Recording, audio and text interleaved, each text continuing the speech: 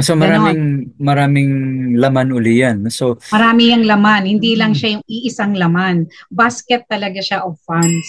but Yun. because it's risky, ang implication yan is more short term and more closely monitored. Parang siguro kasi volatile nga, ano? Yes, you really have to check the up and down of the market. Mm. You don't have to change or switch the funds in a year kasi there's some years na kailangan mo talaga mag-switch ng funds Mm. from conservative to aggressive, from aggressive to moderate, ganyan.